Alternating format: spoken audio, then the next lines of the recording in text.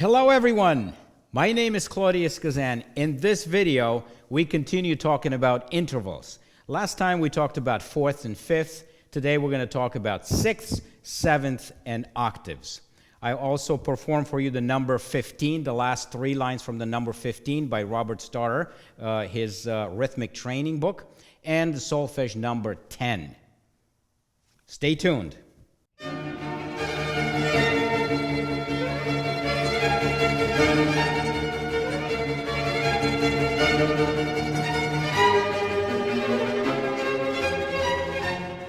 Welcome back. Let's first talk about sixths. Last time we talked fourth and fifth, and we saw how the fourth and fifth fall into the category of perfect intervals. You need to know right now that sixths and sevenths fall into the category of major and minor intervals, just like the seconds and the thirds. All right? And what better pitch to start with than C? You can see it on the tablet. And in order to build a sixth up from C, we need to go up 6 notes. Always include C as the number 1, C, D, E, F, G, A. So C to A, it's some kind of a 6. Now let's look and dissect the six a little bit and see what it's made out of, so we can give its quality, whether it's major or minor. C to D, major. D to E, major. E to F, minor. F to G major, G to A major. Okay, this is a major 6, and you need to know that if you have in there one minor second in any part of the 6 in there, if you have a minor second, you're talking about a major 6. Okay, so C to A, it's a major 6. Let's look at another one really quick. E to C. E to F minor, F to G major, G to A major, A to B major, B to C minor. So one of the majors was replaced by a minor, okay? So we now have 2 minors. If you have 2 minors, obviously your 6 is going to be a minor 6 because your interval just shrunk a little bit by 1/2 step, okay? So let's look at another one. F sharp to D sharp. We don't know what it is, but we apply our model of thinking right now. We remove all the accidentals first. We look at the F to D, F to G major, G to A major, A to B major, B to C minor, C to D major. So we only have 1 minor in there, which means that our 6 is going to be a major 6. Okay? What happens when we put the accidentals back on? Remember my shortcut from last time? If you put the same kind of accidentals on both notes, you don't need to worry. Consider as if the notes do not have any accidentals. So F sharp to D sharp remains as a major 6. Okay? Great. Let's look at another one. E flat to C. E, F, G, A, B, C. It's a 6. That's fine. Okay. Let's remove the flat on the E first and look at E to C, E to F minor, F to G major, G to A major, A to B major, B to C minor. Okay. So now we're talking, if we remove the accidental, we talk about E to C, which is a minor 6. But if I put the flat on the bottom note, my interval just becomes a little bit bigger, so it becomes major again. Therefore, E flat to C is a major 6. Great, let's look at another one, D sharp to B flat. Okay, let's look at D to B first. D to E major, E to F minor, F to G major, G to A major, A to B major. Okay, so D to B without the accidentals is a major 6. If I put the sharp on the bottom, it becomes minor. And if I put the flat on the top, the interval gets even smaller, and we're talking now about a diminished 6. Therefore, our 6 can also be augmented and diminished. You can see, just like all the other intervals. If you stretch the major even more, it becomes augmented, and if you shrink the minor even more, it becomes diminished. Okay? So you can see right now that we have a diminished 6 between D sharp and B flat. Okay? I put the C scale again because it has no sharps and flats. And I want you guys to learn these very well. I don't want you to really memorize them. I don't like to make people memorize things unless they really understand what's going on. So it's fine if you want to memorize them, but really remember the logic behind all this. D to A major, D to A major, yeah, C to A major, D to B major, E to C minor, F to D major, G to E major, A to F minor, and B to G minor. Okay, so you can see that with 6 you have a mix of major and minors. Okay, you have 4 majors and 3 minors. Okay, again, what I would like you guys to do is to look to see how many half steps do you have when you calculate 6 between these natural notes. If you have 2 minors, you're talking about a minor 6. If you have 1 minor only, minor second, that is, you have a major 6. So just remember that. Let's do a little bit of exercising in building seconds. 6. Let's see, D flat. Let's build a major 6 up from D flat. Okay? We know that we need some kind of a B. D, E, F, G, A, B. Okay? So we need some kind of a B in there. And in our minds, let's get rid of the accidental. Let's see what we have without the accidental. D to B, you'll find out that's a major 6, right? We only have the E to F in there to worry about. That's the minor, and that's the only one. So D to B without any accidentals, it's a major 6. But what happens when I put the accidental on? Ooh, my interval gets even bigger. So we're talking about an augmented 6. But I still need to keep it major, though. So what do I need to do? I need to bring the top down a little bit. Okay? Therefore, if I put a flat on my B, so it's B flat, then I'm ending up with a major 6. So my answer here is D flat to B flat would make a major 6. And there we have it. Okay? Let's do another one. Let's build an augmented 6 up from pitch C sharp. Okay? Well, first of all, I need to, I know that I need some kind of an A. Okay? The C, D, E, F, G, A, my 6. Let's think about C to A without any accidentals. C to A, as we saw from the chart, was a major 6. What happens if I put the sharp on the bottom? It becomes minor. Okay? So in order to make it augmented, I have to raise the top twice. Okay? So my A would have to go to an A double sharp in order to keep my 6 augmented. Let's see if that's what we arrived. There we go. A double sharp to C sharp. If we go backwards like that, it's an augmented 6. Great. Let's build another one on the way down now. Down from pitch E flat. I need to have some kind of a G in there. You can do your calculation. So G to E, let's remove the flat. G to E is a major 6 because only the B to C in there is minor. So I only have 1 minor second in there. So G to E is major, but what happens when I put the flat on top? It becomes minor. I have to make it diminished. So I can't change the top. Remember, the top was given to you, but I can operate on the bottom one, and I have to bring it up to make it even smaller, since from the minor, I have to make it diminished. So I need to put a sharp on the G. So let's see if that's correct. G sharp to E flat is a diminished 6. Now, it doesn't matter which way you look at G sharp to E flat as it is, the space, it's a diminished 6. Okay? Let's do a little bit of enharmonic games here. How do we respell enharmonically in 2 ways right now? E sharp to C sharp. Well, E sharp, it's enharmonic with F, all right? So my bottom pitch would be F on the first example. And how do I respell C sharp as some kind of a D? Because I have to go from F to D to have a 6.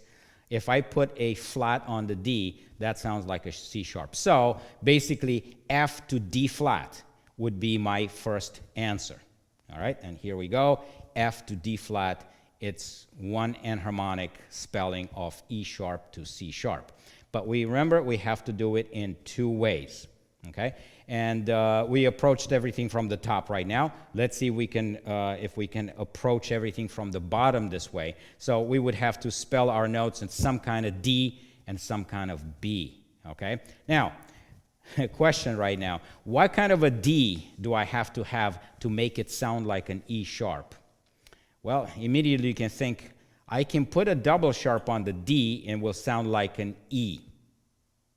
But that's not going to be enough for E sharp. So introducing you for the first time this time to a triple sharp. Now, how do we spell a triple sharp? A triple sharp, it's spelled with a sharp and a double sharp. Okay? That's how we spell a triple. So my first note, the note on the bottom, is going to be a D triple sharp. Okay? Now, how do I spell C sharp as some kind of a B? Okay? Well, B sharp sounds like C. B double sharp will sound like a C sharp. So my answer here for the second enharmonic would be a D triple sharp to B double sharp. Let's see if that's the correct thing. There we go. D triple sharp to a B double sharp. This is very extreme. You'll never see anything like this. We're doing things right now purely theoretical. But this is a good game for your brain. So, now you know that there are things like triple sharps out there. You will never find them in music, actual music, though. It's ridiculous to deal with triple sharps and quadruple sharps and things like that. Why? When you can spell things enharmonically and give your performers a break. Okay, great. So let's recapitulate really quickly. 6 fall into the category of major-minor intervals, okay? But there are 4 different kind of 6 out there because we can take the major and stretch it even more, it becomes augmented. We can take the minor and shrink it even more, it becomes diminished, okay? Just like with seconds and thirds, okay? Think about seconds and thirds. That's exactly what happens with 6, okay? And that's great. We did a little bit of enharmonic spelling. Let's look at 7th right now. Okay, 7, it's a distance between one note and the 7 note, either up or down. Okay, so if we take pitch C right now and we go up 7 notes, we end up on pitch B. Okay, one of the quick thing to do with 7ths is if you take your octave, your perfect octave, and move down 1. So C to C is an octave. If you move down 1, you get to B. Okay, so instead of going up 7 notes, you can go from the octave, which is the same note, an octave higher, basically. That's easy to just go down 1 from there, and you found your 7th, okay? So C to some kind of a B in here is a 7th. 7th, again, just like 6, fall into the category of major-minor intervals. That means they start their life as either being major or minor, okay? And let's look at this, let's dissect this C to B right now. And you will see really quickly, instead of me going through the intervals here, you can see that you only have 1 minor second in there between E and F. All the other ones are major. Just like the 6. If you only have 1 minor second in there, it means that your 7th is going to be a major 7th. Okay? Conversely, if you have 2 minor seconds in there, it means that you have a minor 7th. Just like with the 6, the rules apply. I put down the C scale in here, and I built 7th on all pitches on the natural C scale in here, just for you guys to see what kind of 7th we have going on for us here. You will notice again that you have more minor 7ths in here. 1, 2, 3, 4, 5 minors, and only 2 majors. Okay, you can memorize this if you want, but I would actually look at the seconds in between in there and do my calculations that way instead of memorizing all this. You have a lot of stuff to memorize between your seconds and thirds and fourths and fifths and sixths and sevenths. Instead of memorizing all this stuff, I probably gave you shortcuts on how to figure out what the quality of all these intervals are just by looking at what it's made of, what they're made of in there. So remember, with the seventh, if you have one minor second in there, your seventh is major. But if you have two minor seconds, your seventh is minor. Okay? Good. Let's build some sevenths here. Let's build a major seventh up from D flat. I know I need some kind of a C. Okay? D, E, F, G, A, B, C. That gives me a seventh. Okay? And let's eliminate the accidental in our minds right now. D to C, okay, is a minor seventh because of the E and F and B and C. They're both part of that mix in there. So if I end up with a minor from a D to C, okay, and I lower the bottom, putting the accidental back in, the D flat, that makes my seventh major already. So the answer here is D flat to C, C natural. That should give me the proper seventh in here. And there you go. D flat to C is a major seventh.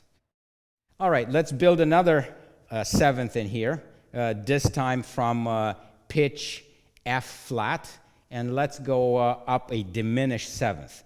Just like sixth, seventh can be augmented and diminished. Okay? If we operate on the major ones and we stretch it, becomes augmented. If we diminish the minor even more, it becomes diminished. Okay? So I'm not going to spend time talking about it because you know by now exactly what I'm talking about. So let's build a seventh up from F first. Find our pitch. Our pitch is E, F to E, because F to F is an octave. If I go one more down, that would be E. So F to E, if you remember from the chart, is a major seventh. We only have the B and C minor second in between there. All the other ones are major. Therefore, our seventh is major. Okay? So if F to E is major, what happens if I put a flat on the bottom one? Oh, my seventh just became augmented. Now, what do I do to make an augmented seventh into a diminished seventh? I have to bring the top not once, not twice, but 3 times. Okay? First of all, augmented, then major, then minor, then diminished. Remember how all this works? So basically now I need a triple flat on the E on top to make it sound, to make it into a diminished seventh. Very out there. Okay, this is pure theory at this point, just to exercise your brain and to let you know that, hey, theoretically, this is possible. So let's see for, there we go. Triple flat. Obviously, we spell a triple flat with 3 flats. Okay, remember the triple sharp has 1 sharp and 1 double sharp, okay, because the double sharp has its own sign. But with the flats, since we're just piling up flats in there, you have to put 3 flats in there to show a triple flatted note. All right, let's do one more on the way down. Let's think about this. And of course, this is probably going to be a little more difficult because it's the last one. A major seventh down from pitch F flat. Oh boy. Okay, well, let's go through it really carefully and see what we have. What kind of a pitch do we need? We need a G. F to G is a seventh. Okay, and if you look in there, you have 2 minor seconds in between, one between B and C, and the other one between E and F. Okay, that means that our seventh, without any accidentals, G to F, is a minor seventh. What happens if I put the accidental back on the F flat? Okay, my seventh just shrunk a little bit and became diminished. So from the minor, G to F flat is a diminished seventh. Now, I have to lower my bottom one now that I can operate on twice to make it major. okay? From diminished to major. I have to go through the minor first and then to the major. So if I put a double flat on my G, that should give me a major seventh. And there we go. Our answer is F flat to G double flat on the way down is a major seventh. Excellent. Let's do the enharmonic spelling game here again. Let's enharmonically spell E flat to D flat in two ways. Okay? Well, first of all, it's really easy. If I approach it from the bottom, for let's say, I know that D sharp to C sharp, right, would be the enharmonic spellings for these two pitches. But let's put that aside because that was too easy. Let's do the one that we approach from the top. Okay, so what if we need to spell these two pitches with some kind of F to E? Okay, F to E is a seventh, and we're approaching this from the top now, all right? So what do I need? What kind of an E would make it sound like a D flat? Okay, if I put a double flat on the E, that's going to make it sound like a regular D, like a D natural.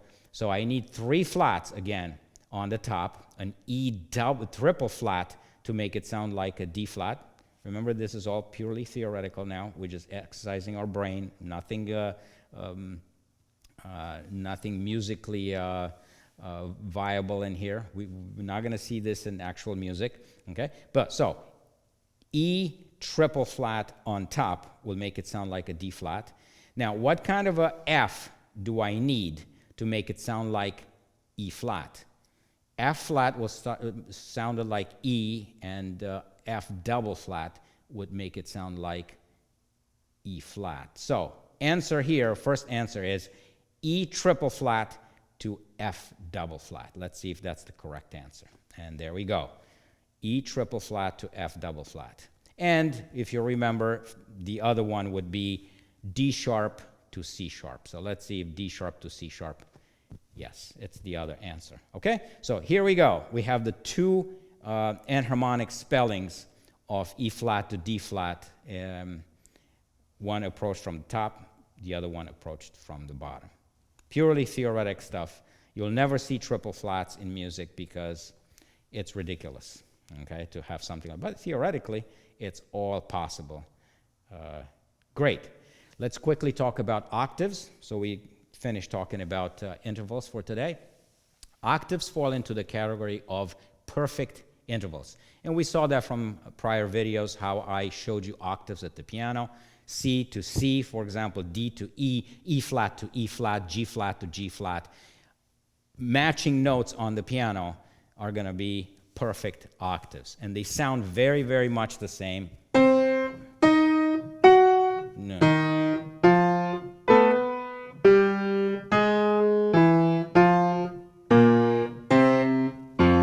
All those are octaves, okay, perfect octaves. And again, they fall into the category of perfect intervals, which means that they can be diminished and augmented, okay? It's very easy with octaves. Having an octave, one pitch to another pitch of the same kind gives you the perfect octave. So you don't have to think too much. If you want to dissect the octave, you will find out that if you will need in there two minor seconds and the other one's major, E to F, for example, and B and C. You know, if you have two minor seconds in there, you have a perfect octave. But you really don't need to dissect the octave too much because you can see exactly, oh, if I go to D flat to another D flat, that's a perfect octave. Okay? Very good. Let's look at this octave, C to C flat. It's really easy. C to C, perfect. If I put the flat on the top, what happens to my octave? It gets smaller by a little bit, which means we're having a diminished octave. Okay? Great. Let's analyze this one. E flat to E natural. Hey, let's go up. E flat to E flat, right, would be a perfect octave. But since I put a natural sign on the top, I'm raising it back up, it makes my octave a little bit bigger. So this would be an augmented octave. Okay? Let's build some octaves. Let's build an octave, a diminished octave, up from D flat. Well, I know D flat to D flat, another D flat, it's my perfect octave, okay? So I need to make the top even lower in order to diminish the octave. I cannot change the bottom. The bottom was given to me, okay? D flat has to stay. So D flat to D flat, perfect octave, but D flat to D double flat would make my interval smaller. Therefore, I end up with a diminished octave. Let's see if that's correct. I didn't put it in there, but that's what it is. How about an augmented octave down from E double sharp? Very easy. E double sharp to E double sharp. Okay? That's my perfect octave. Okay? So what do I need to do to this interval to make it even larger than that? I need to drop the bottom a little bit. I have to remove one of those sharps in the double sharp to make it bigger, right? In order to lower the bottom. So that means that E double sharp to E sharp only on the bottom will give me an augmented octave. Okay? Good. Let's respell enharmonically this interval, this octave, in two ways. Approach from the bottom, one from the top. Okay? And let's approach it first from the bottom. Okay? What kind of C do I need? I need C to D, C to C, I'm sorry, C to C to approach it from the bottom. So what kind of a C do I need to make it sound like D flat? C sharp, okay? Sounds like D flat. So my lower note will be a C sharp. But how about my upper C? What do I need there to make it sound like D? I need the double sharp on the top to make it sound like D. So my answer right there is first one, C sharp to C double sharp. And there we go. That's fine. How about approaching it from the top? I need some kind of an E to E. Okay? So you got to think, what kind of an E makes it sound like D flat? Well, if I put a double flat on the E, will make it sound like D, but I have to make it sound like D flat. Boy, here's my triple flat again. So E triple flat on the bottom. And what kind of an E do I need on top to make it sound like D? E double flat sounds like D. So my answer is on the bottom, E triple flat, on the top, E double flat. Let's see if that's correct. Here we go. Very extreme again, extremely extreme. Okay, it's so extreme that you'll never see it in music. Okay, triple flats are really not used in music almost at all. You know, maybe there's a crazy composer out there that use it. You know, I'd like to meet that guy and tell him to respell things enharmonically for the sake of the performers. But I'm sure he knows that already. I don't need to tell him anything. Great. So that wraps up our talk about sixths, sevenths, and octaves for today. Okay. I went a little bit quicker through these last three intervals because I spent quite a little bit of time talking about the first interval, the seconds, the thirds, the fourths, the fifths, and so. And I think the seconds, thirds, and fifths are so important.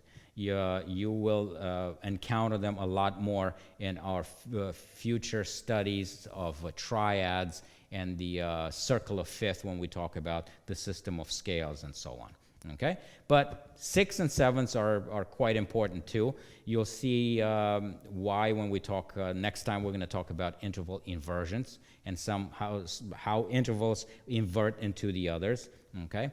And obviously octaves are very, very important. But they're very easy to manipulate and think about because, you know already that if you go from one note to the same note an octave higher or lower, you're talking about a perfect octave, okay? And you can adjust it with accidentals, larger and smaller, to create your augmented and your diminished octaves, okay? Great. Let's move on to the star exercise. And I told you guys that I was going to perform for you the last three lines from the number 15. Okay, the number 15 was going to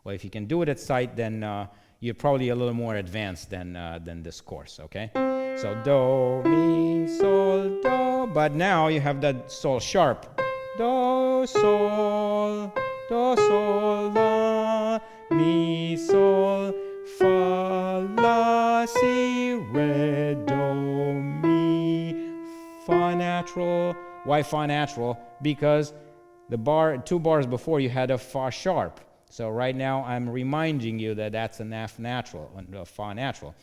Fa, sol, re, do, si, mi, sol, and so on. Okay? So again, this is difficult. Hopefully I can do a good job with this. And let's put the metronome up at 90, and let's see what happens. I'm going to sound my first pitch, which is do. Okay? And you'll notice that that's the exactly the same pitch I need to end with. So I will repeat that pitch at the end and then check myself on the piano to see if I arrived at the same pitch C in there. Okay? Do. Let's see. Metronome on. 1, 2, 3. 1, 2, 3. Do, mi, sol, do. Sol, la, mi, sol. Fa, la, si, re, do, mi, fa, sol, re, do, si, mi, sol, fa, re, sol, mi, re, do, re, mi, fa, sol, fa, mi, re, si, la, sol, do, do, do. All right. Not too bad for a very difficult exercise like this. What's difficult in here, I would think, is the leaps. The leaps are high. The E to me to me, E. But then you have a leap of a ninth, okay? Re to do. Re, do, okay? You really have to practice these. Sound them in your ear a lot. And also, I think on the last line here, Mi flat, F, G flat, Mi, Fa, Sol, Fa, Mi, Re. See how putting a courtesy accidental there on the Mi natural. It's so important to remind you that the bar line in between canceled the E flat, the Mi flat in the previous measure. Very important in there. I think, yes, the fact that it's in the parentheses tells you that it's really not needed there. You should have known, in other words, that the bar line cancels it. But if it's in there for you, you really are reminded to think very carefully about singing that E as a Mi in solfege as a Mi natural, not as a Mi flat as you had it in the prior measure. And then again, you have an octave leap at the very, very end. This is one of these exercises I would think that you would receive at an audition, okay, just to test you to see how good you are with pitches and how you can see this at sight. And you might get 2 tries on it at an audition and so on. But again, this is an advanced pitch exercise. The rhythm is not advanced. Okay, it's pretty simple rhythm. So that wraps up for today, guys. In my next video, we're talking about interval inversions, so be here. Interval inversions is quite important because it ties into triads and inverting triads and 7th chord and so on once we start talking about those. And I'd like to maybe talk a little bit also about compound intervals. Compound intervals are those intervals that are a little larger than an octave. We're talking about the 9th, the 10th, 11th, 12th, 13th, 14th, and 15th. 15 being the double octave, okay? And you already know about the simple intervals. Simple intervals are the intervals up to an octave. But talking about compound intervals, knowing about simple intervals is going to be very easy, okay? You just have to remember some numbers and maybe some inversions in there, okay? But we'll talk all about inversions first, and then we'll talk about compound intervals next time, Okay. We also go on, and I assigned you the number 16 and 17, right, from the star book, and I will assign you 2 more solfeges, okay, at pretty much the same level. You know, I'm not going to make it a lot more difficult, or easy for you guys, because I want you to stay at this level. If you already know and you've sounded all these pitches and you've gotten to this level with solfege, this is incredibly good in a very short amount of time, okay? I know this takes a lot of dedication. You have to do this every day. If you don't do it every day, you're going to lose it. But this is how you get better. Practice, practice, practice. Every single day, weekend or weekday, it doesn't matter. You have to stay in touch. You have to listen to those pitches. That's the only way you're going to get them into your system, okay? And it takes many, many years for you to be so proficient as to be able to say, okay, now I'm going to take a week off and not do solfege and so on. So if you have to travel or anything like that, take the star book with you, okay? If you have some kind of an app on your phone, download it. It gives you a keyboard, and you can sound your pitches, you know, by tapping on the keyboard, and you can listen to those pitches even on a car ride or something, okay? So very important that you stay in touch with this every single day, especially for those of you that want to become professional musicians. This is so important. All right? Great. Okay, until next time, I want you guys to stay healthy and safe, and I'll see you in the video when we talk about interval inversions and compound intervals. See you next time.